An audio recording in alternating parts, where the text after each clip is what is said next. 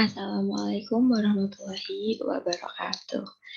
Yang terhormat dosen mata kuliah elektromagnetika kelas A Fisika 2020 Bapak Zainal Arifin dan juga teman-temanku yang saya sayangi. Sebelumnya izin memperkenalkan diri. Nama saya Devi Galuh Halimah Syadiah dengan NIM 2404012010120023 dari Fisika Angkatan 2020 Fakultas Sains dan Matematika Universitas Diponegoro. Di sini saya ingin menjelaskan sedikit mengenai mata kuliah elektromagnetika dari mulai bab 5 sampai dengan bab 8, di mana bab 5 menjelaskan mengenai magnetostatik, di mana saya akan menjelaskan mengenai elektromagnetika melalui soal-soal dan latihan-latihan soal yang sudah saya kerjakan. Untuk pertama di bab 5 ada 3 nomor untuk latihan soal, di mana yang pertama ada masalah 5.4, di mana dengan soal misalkan medan magnet di suatu daerah membentuk B sama dengan KZ X tau Pi, di mana K adalah konstan, maka temukan gaya pada lingkaran persegi di sisi A yang terletak di bidang YZ dan berpusat di titik asal jika ia membawa arus I mengalir berlawanan arah jarum jam ketika melihat di bawah sumbu X. Untuk solusi dari masalah 5.4 ini sendiri, menggunakan cara dengan memisalkan melawan arah jarum jam. Jika tidak, maka ubahlah menggunakan tanda pada jawabannya, yang dimana pada gaya di sisi kiri itu ke arah kiri dan mengubah gaya di sisi kanan yang ke arah kanan itu, sehingga gayanya adalah IAB sama dengan IAK dikali A per 2 sama dengan IKA kuadrat per 2 yang mengarah ke atas. Dan gaya di bawah adalah IAB sama dengan minus IAK kuadrat per 2 dan juga mengarah ke atas. Jadi dapat disimpulkan bahwa gaya totalnya adalah F sama dengan IKA kuadrat Z tau Pi. Baik, next untuk masalah selanjutnya atau latihan soal selanjutnya ada di masalah 5.5, di mana dengan pertanyaan arus I mengalir pada kawat berjari-jari A, yang dimana ada dua pertanyaan. Yang pertama ada pertanyaan A, jika distribusi secara merata di atas permukaan, maka berapakah rapat arus pada permukaan K? Yang kedua atau yang B, jika didistribusikan sedemikian rupa sehingga rapat arus volume berbanding terbalik sebanding dengan jarak dari sumbu, maka berapakah J? Untuk solusi dari masalah 5.5 ini sendiri, yang untuk permasalahan pertama atau yang A, yaitu dapat dituliskan bahwa K sama dengan I per 2 pi A karena panjang, tegak lurus untuk aliran adalah keliling. Dan untuk pertanyaan yang kedua atau yang B dapat dituliskan dengan rumus J sama dengan alfa per A, I sama dengan integral J dA sama dengan alfa integral 1 per S dikali S ds dP sama dengan 2 pi A integral ds sama dengan 2 pi alfa A, maka alfa akan diperoleh sama dengan 1 per 2 pi A.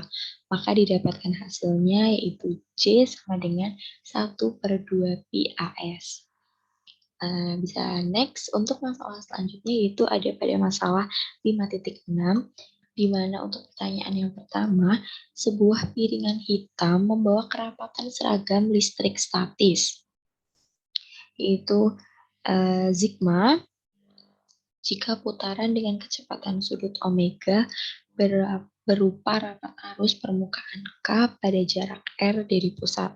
Dan untuk pertanyaan yang kedua, sebuah bola padat bermuatan seragam dengan jari-jari R dan muatan total Q berada di titik berada di tengah titik asal dan berputar dengan kecepatan sudut konstan omega terhadap sumbu Z, maka temukan rapat arus C di titik R, theta, dan P di dalam bola. Untuk solusi dari permasalahan 5.6 sendiri, untuk soal yang pertama dapat menggunakan rumus V sama dengan omega dikali R. Maka K akan sama dengan sigma omega dikali R. Untuk pertanyaan yang kedua atau yang B, itu menggunakan rumus V sama dengan omega dikali R sin theta pi topi, di mana J sama dengan Rho dikali omega dikali R sin theta pi topi. Nanti di mana Rho itu sama dengan Q per 4/3 dikali pi R pangkat 3. Next, untuk di bab 6, kami mempelajari mengenai magnetic field matter dengan latihan soal seperti berikut ini. Ada di masalah 6.1, di mana soalnya adalah hitung torsi yang diberikan pada loop persegi yang ditunjukkan pada gambar 6.6. Gambarnya bisa dilihat di pojok sebelah kanan. Karena loop melingkar, maka asumsikan R jauh lebih besar dari A atau B. Jika lingkaran persegi bebas berputar, bagaimanakah orientasi kesetimbangannya? Baik, bisa disimak untuk solusi permasalahan 6.1, yaitu dapat menggunakan rumus N sama dengan M2 cross B1, di mana B1 sama dengan mu 0 per 4pi dikali 1 per R pangkat 3 dikali 3 dalam kurung M1 dot R topi tutup kurung dikali R topi dikurangi M1, di mana R topi itu sama dengan Y topi. Untuk M1 itu sama dengan M1 Z topi dan M2 itu sama dengan M2 Y topi. Kemudian akan diperoleh B1 sama dengan minus mu 0 per 4pi dikali 1 per R pangkat 3 Z topi. Dan N sama dengan minus mu 0 per 4pi dikali M1 M2 per R pangkat 3 dikali Y topi cross Z topi. Di mana N sama dengan minus mu 0 per 4pi dikali M1 M2 per R pangkat 3 dikali X topi. Kemudian untuk M1 akan sama dengan pi A kuadrat I dan M2 akan sama dengan B kuadrat I. Maka dari itu diperoleh N sama dengan min mu 0 per 4 dikali ABL pangkat 2 per R pangkat 3 dikali X topi. Maka untuk final orientation-nya itu adalah min Z topi. Next, masih di bab 6, kami ada masalah 6.2 di mana dengan soal mulai dari hukum gaya Lorentz dalam bentuk persamaan 5.16, tunjukkan bahwa pada setiap distribusi arus stabil bukan hanya loop persegi dalam seragam bidang B adalah M cross B. Untuk solusi permasalahan dari 6.2 itu sendiri, yang pertama menggunakan persamaan gaya Lorentz di mana dengan rumus dF sama dengan L dikali dL cross B. Untuk dL itu sendiri adalah elemen arus kecil dan B itu merupakan medan magnet. Maka torsi akibat dari dF pada elemen dL adalah dN sama dengan gamma cross dF sama dengan gamma cross L dikali dL cross B, dan dN sama dengan L gamma dikali dL cross B, itu merupakan persamaan pertama. Nanti ada dF sama dengan L dikali dL cross B. Next, untuk solusinya yaitu D gamma cross B sama dengan DL cross gamma cross B plus gamma cross DL cross B untuk persamaan nomor 2. Dan DL cross B cross gamma sama dengan gamma cross DL cross B dikurangi D dikali gamma cross B untuk persamaan ketiga. Dari persamaan yang kita dapat di persamaan 2 dan 3, maka akan diperoleh yaitu 2 gamma cross DL cross B ditambah B cross gamma cross DL dikurangi D dikali gamma cross B maka sama dengan 0. Di mana di mana gamma cross DL cross B akan sama dengan setengah D dikali gamma cross B dikurangi B cross gamma cross DL untuk persamaan keempat. Maka setelah itu substitusikan persamaan 4 ke persamaan 1, yaitu dn sama dengan I dikali setengah D gamma cross B dikurangi B cross DL. Maka dari itu torsi total yang diperpanjang pada distribusi arus tunak adalah N sama dengan setengah I integral tertutup D dikali gamma cross B dikurangi integral tertutup B cross DL. Integral tertutup D dikali gamma cross B akan sama dengan 0 dan integral B cross gamma cross DL sama dengan B cross 2A. Maka dari itu N akan sama dengan setengah I dikali minus B cross 2A sama dengan min B cross IA. Momen magnetik yaitu M akan sama dengan IA dan N akan sama dengan min B cross M atau M cross B. Torsi pada setiap distribusi arus keadaan tunak sama dengan M cross B. Yes, untuk selanjutnya ada masalah 6.27, di mana pada permukaan antara satu bahan magnetik linear dan yang lain, garis medan magnet menekuk seperti pada gambar yang ditunjukkan di pojok kanan bawah, maka tunjukkan bahwa tan theta 2 per tan theta 1 sama dengan mu 2 per mu 1. Untuk itu asumsikan bahwa tidak ada arus bebas pada batasnya dan bandingkan dengan persamaan tan theta 2 per tan theta 1 sama dengan epsilon 2 per epsilon 1. Untuk solusi dari permasalahan 6.27 ini, pada antar muka komponen B akan tegak lurus secara kontinu dengan persamaan B tegak lurus min B tegak lurus akan sama dengan 0.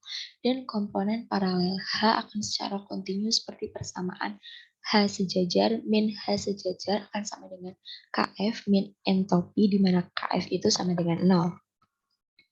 Sehingga B1 sejajar sama dengan B2 sejajar dan sehingga B1 tegak lurus sama dengan B2 tegak lurus dan H1 sejajar akan sama dengan H2 sejajar. Akan tetapi B itu nanti akan sama dengan mu H dan menjadi 1 per mu 1 BI tegak lurus sama dengan 1 per mu 2 B2 tegak lurus. Sehingga didapatkan tan theta 1 sama dengan B1 sejajar per B1 tegak lurus dan tan theta 2 akan diperoleh B2 sejajar per B2 tegak lurus. Hingga hasil akhirnya akan menjadi tan theta kuadrat per tan theta 1 sama dengan B2 sejajar dikali B1 tegak lurus per B2 sejajar B1 tegak lurus sama dengan B2 sejajar per B1 sejajar sama dengan mu 2 per mu 1. Memiliki bentuk yang sama dengan persamaan 4.68. Kemudian beralih ke bab selanjutnya, yaitu bab 7, kami membahas mengenai electrodynamics, di mana kami memiliki beberapa contoh latihan soal, bisa langsung disimak saja. Untuk contoh soal yang pertama, ada masalah 7.4 dengan soal misalkan konduktivitas bahan yang memisahkan silinder di contoh 7.2 itu tidak seragam, khususnya sigma S sama dengan K per S untuk beberapa konstanta K. Cari hambatan di antara silinder. Di sini kami mendapatkan hint atau petunjuk karena sigma adalah fungsi posisi, persamaan 7.5 tidak berlaku. Kerapatan muatan tidak nol dalam media resistif, dan E tidak berjalan seperti 1 per S. Akan tetapi kita dapat mengetahui bahwa untuk arus stabil I adalah sama di setiap permukaan silinder. Maka dari itu kita mengambil dari sana. Untuk solusi permasalahan dari 7.4, kami dapat menggunakan persamaan I sama dengan JZ dikali 2PSL, maka akan diperoleh JZ sama dengan, JS sama dengan I per 2PSL, E sama dengan J per sigma sama dengan 1 per 2 pi S sigma L sama dengan 1 per 2 pi KL. Untuk itu V akan sama dengan minus integral AB E dot DL sama dengan min 1 per 2 pi KL dikali A min B. Jadi R akan sama dengan B min A per 2 pi KL. Next kita punya masalah di 7.5, yaitu sebuah baterai dengan GGL epsilon dan resistansi internal R dihubungkan ke resistansi beban variabel R. Jika Anda ingin memberikan daya maksimum yang mungkin ke beban, berapa resistansi R yang harus dipilih? Kita tidak dapat mengubah epsilon dan R. Nah, untuk solusi dari permasalahan 7.5 ini sedikit lebih singkat daripada yang lainnya, di mana kami dapat menggunakan rumus I sama dengan epsilon per R plus R, P sama dengan I kuadrat R, sama dengan epsilon kuadrat per R plus R kuadrat, di mana dP per dR sama dengan epsilon kuadrat dikali 1 per R plus R kuadrat min 2R per R plus R pangkat 3 sama dengan 0. Nanti di mana akan R plus R itu sama dengan 2R, dan R itu akan sama dengan R. Maksudnya R besar akan sama dengan R kecil. Next, masih di bab 7, kita punya masalah di 7.13, di mana sebuah loop persegi dari kawat dengan panjang sisi alfa terletak di kuadran pertama pada bidang XY dengan satu sudut di titik awal. Di wilayah ini ada medan magnet bergantung waktu yang tidak seragam, yaitu BYT sama dengan KY pangkat 3, T pangkat 3, Z topi, di mana K adalah konstanta, maka temukan GGL yang diinduksi di dalam loop. Langsung ke solusi dari masalah 7.13. Oh, ternyata ini lebih sederhana lagi dibandingkan yang tadi, di mana Pi sama dengan integral B dx dy sama dengan KT kuadrat integral A0 dx integral A0 Y pangkat 3 dy sama dengan 1 per 4 KT kuadrat A pangkat 5. Di mana nanti epsilon akan diperoleh sama dengan min dp per dt sama dengan min 1 per 2 KTA pangkat 5. Nah, udah masuk bab 8 aja nih teman-teman. Di mana bab 8 ini kita membahas mengenai conservation laws. Di sini kita juga ada beberapa contoh soal yang bisa dijadikan latihan. Yang pertama ada masalah 8.1, di mana kita disuruh menghitung gaya dalam energi persatuan. Menghitung daya dalam energi persatuan waktu yang diangkut ke bawah kabel seperti pada contoh 7.15 dan problem 7.62 dengan asumsi dua konduktor itu ditahan pada potensi yang memiliki perbedaan V dan membawa arus I, di mana arus itu turun satu dan cadangan yang lain. Bisa langsung ke solusi masalahnya nih. Di sini agak lumayan panjang karena pada contoh 7.13 ini sebuah kabel koaksial panjang membawa arus I, di mana arus mengalir dari bawah permukaan silinder dalam radius A dan kembali sepanjang silinder luar, yaitu radius B, seperti yang ditunjukkan pada gambar 7.40. Cari energi magnetik disimpan dalam bagian panjang L, di mana dapat menggunakan persamaan dW per dt sama dengan d per dt integral 1 V dikali setengah epsilon 0 E kuadrat plus B kuadrat per mu 0 dikali dt min 1 per mu 0 integral tertutup 1 S in vektor E cross vektor B dot D vektor A. Nah, karena adanya perbedaan potensial V independen dari waktu dan arus I stabil, baik medan listrik dan medan magnet ini independen dari waktu. Oleh karena itu persamaan akan bernilai 0. Jika V lebih dari 0 dengan V masuk min V keluar itu sama dengan V, catatan V masuk lebih besar daripada V keluar, maka akan terjadi distribusi muatan positif pada silinder dalam.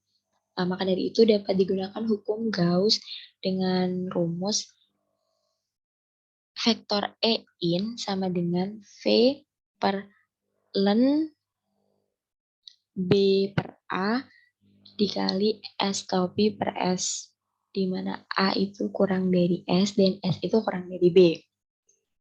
Dan juga menggunakan hukum Ampere, yaitu dengan persamaan vektor B in sama dengan mu 0 I per 2 PS dikali P topi, di mana A itu kurang dari S dan S itu juga kurang dari B. Dengan asumsi bahwa pada persamaan 1 dan persamaan 2 itu berlaku pada permukaan silinder dalam, maka persamaan yang akan diperoleh adalah dW per dt sama dengan min 1 per mu 0 integral tertutup 1 S in vektor E cross vektor B dot D vektor A sama dengan min VI AL per ln B per A. Next, ada di masalah 8.11, dapatkan persamaan 8.39 dengan catatan perlakukan loop bawah sebagai dipol magnetik, di mana dengan rumus F magnetik sama dengan 3pi per 2 dikali mu 0 IA IB dikali A kuadrat B kuadrat H per B kuadrat plus H kuadrat pangkat 5 per 2. Di mana sama dengan MAG. Nah, untuk solusi masalah 8.1 ini, medan magnet loop bagian atas itu diberikan oleh persamaan 5.41, di mana B sama dengan mu 0 IB per 2 dikali B kuadrat per B kuadrat plus Z kuadrat pangkat 3 per 2 dikali Z topi. Perlakukan loop bagian bawah sebagai dipol magnetik dengan M sama dengan IA Pi A kuadrat Z topi.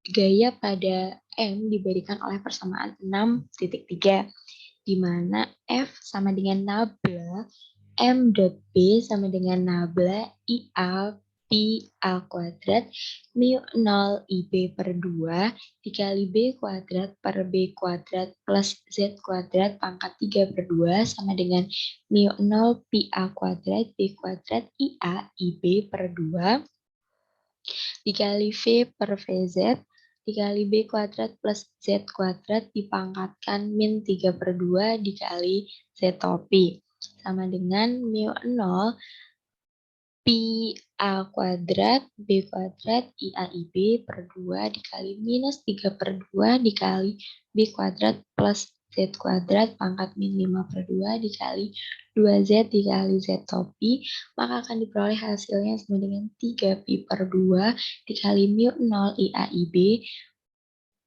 dikali A kuadrat B kuadrat H per B kuadrat plus H kuadrat pangkat 5 per 2 dikali Z topi.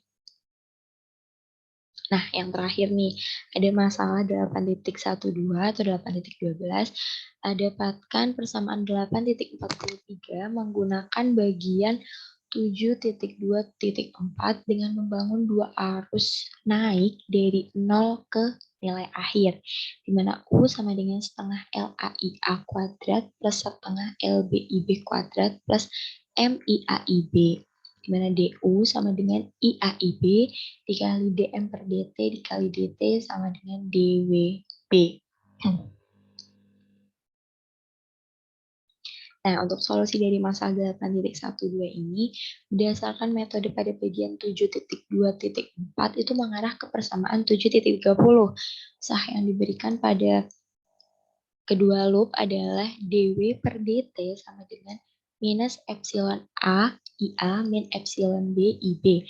Dengan perubahan nilai saat arus dinyalakan atau mengalir ini bukan termasuk nilai akhir.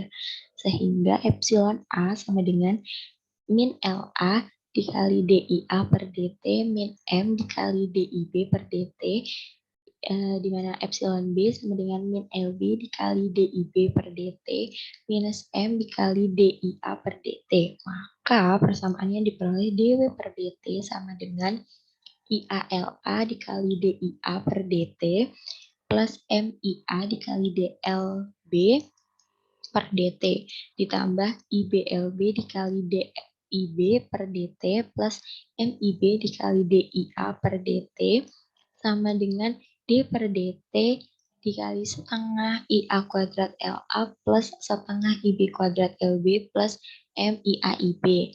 Total usaha yang dilakukan untuk meningkatkan arus dari 0 menjadi nilai akhir itu didapatkan persamaan yaitu W sama dengan setengah IA kuadrat LA plus setengah IB kuadrat LB plus MIA IB. Nah, terima kasih. Sekian penjelasan dari saya. Apabila terdapat kekurangan, saya mohon maaf yang sebesar-besarnya. Saya tutup. Sekian. Wassalamualaikum warahmatullahi wabarakatuh. Terima kasih banyak.